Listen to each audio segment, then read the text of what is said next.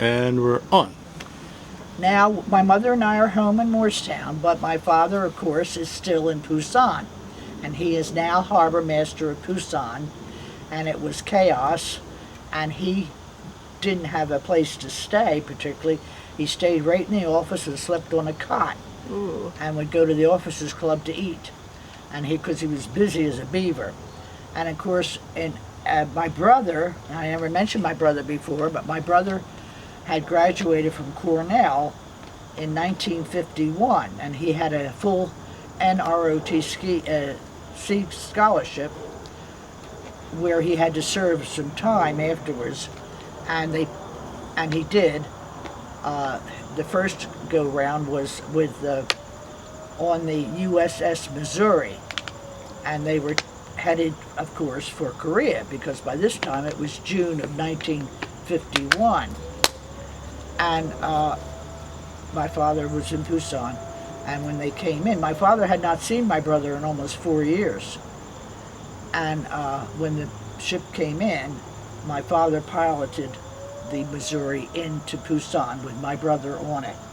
So that was quite interesting. What was your brother's job on the Missouri? He was just an ensign. I have no idea. Which department he was in? Or? I have no idea what. He had just graduated from college, you know. But he ended up, now that was for a year, he ended up teaching mathematics at the Naval Academy. Oh. That was for 2 or 3 years. Because I think they had to do 4 years. And he didn't stay in the Navy. Oh, and I have to go back to something. The radio man in Korea was only about 18 or 19 years old. And his name, I have it written down somewhere, but his last name is McMichael. And he was like he wasn't even a sergeant, maybe a private first class, something like that. He ended up being a colonel. It was career Army. And how I know this, when I was living here, about 2 years ago, I got a letter from him. And he lived in Florida, and he was retired.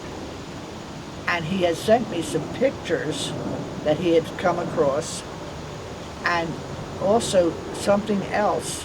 I don't know what it was. Something else. And I got the pictures, and I read it, and I thought, what was the other thing? It was something else that had to do with us being in Korea. But it wasn't in the envelope. And I thought, what in heaven's name happened to that? And I went all through, I couldn't find it. I found a few pictures. There were about 7 or 8 pictures. About 2 weeks later, I didn't respond. And about 2 weeks later, he said, I had a senior moment, I forgot to put the other stuff in.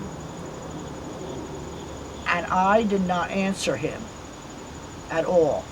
I thought, I went through my husband being, I thought, I'm not going to do that again. So I did not answer him. I felt badly about it, but I thought, there's no point. And he's older than I am. If I'm 86, he had to be 88. So anyway, but I kind of thought was interesting. Now we can go on. He was a radio man. He's a radio in Korea. And you knew him? One of the 8. One of the 8? I was 16.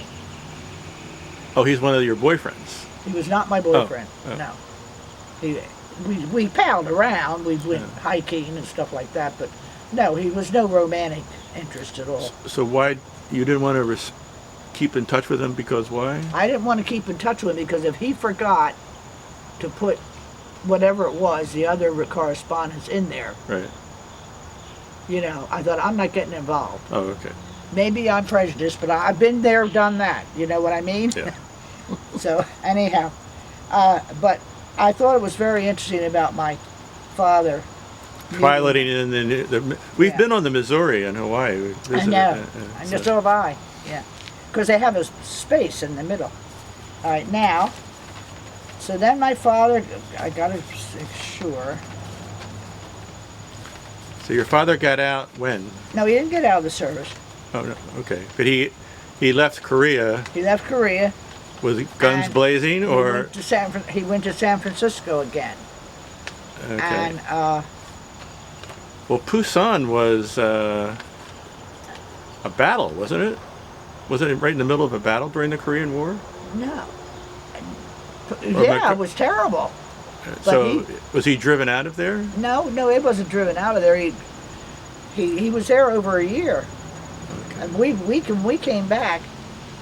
We had rented our house. They had rented our house even when they went to China. We had no place to live, but we rented a small house. My mother and I would live there, and because my father was in Korea, and that was my junior year in high school, and I spent the whole year there. I can't believe it. And In Morristown. in Morristown, right. And then he came back, and we went back to San Francisco again. But he wasn't there very long. My mother and I went back, and he wasn't there very long. And in March of 1952, they were transferred to St. John's, Newfoundland. And I thought, and they were leaving, and I said, I don't want to stay here, and I don't want to go up to St. John's and start another school again. I said, let me go back to Morristown and I'll finish out my senior year. So, which I did, and I stayed with my grandmother. And we had our graduation early. It was early in May. So I was only there, I got there the end of March. I was only there 2 months. And the day after I graduated, I flew up to St. John's, Newfoundland. And I got a job as a waitress at the Officers Club. And it was Sing Tao all over again. Now, was your father also the port? He was not harbor master Harbor of master? the port of St. John's, because in those days, St. John's was very primitive, and it was all cod fishing. So what was his job there? His job was to get boats and ships out of trouble. Oh, kind of like a rescue operation. Yeah, sort of. And my mother got a job there too. And by this time, she had a civil service approval, so she was able to get a job on the base. So I spent the summer there at the Officers Club, and then I went to college. I went to college, and then I spent the next summer, the second summer there, and I worked in the post exchange, and it was Sing Tao all over again. So Charlotte, now how many boyfriends did you have in Newfoundland? 2? No, I didn't have anybody steady, really. I just went out Played the with field, an yeah. awful lot of them. Yeah. And I don't even remember the names of some of them, but it was fun. It was fun. Now, of course, they were older, and so was I. So, and then they stayed, and then I went back to college, and they stayed, and I was in second year college, and I met my husband. And there's a saying back then, you should have a ring by spring. And I didn't have a ring by spring, but nevertheless, college was a whole different ballgame. The basic premise, I believe, of college was, we must keep these girls virgins. It was so annoying, not only annoying, it was so unfair. We had to go to chapel once a week. Our curfew was 9 o'clock during the week, 11 o'clock on Friday, 12 o'clock on Saturday. And if you got in at 5 after 12, you had to call the house mother, or whoever she was, to tell her why you were late. It was horrible. And I left after 2 years. And Jerry and I got married. When did you get married? We got married in Staten Island. When? September 1954. Jerry had graduated from What day in September? 18th. Why? We were married on the 19th of How September. about not 54 though? 70.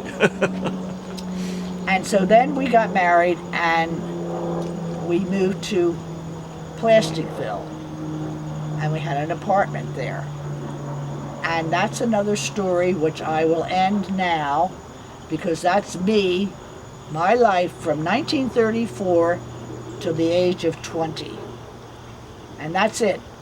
Goodbye.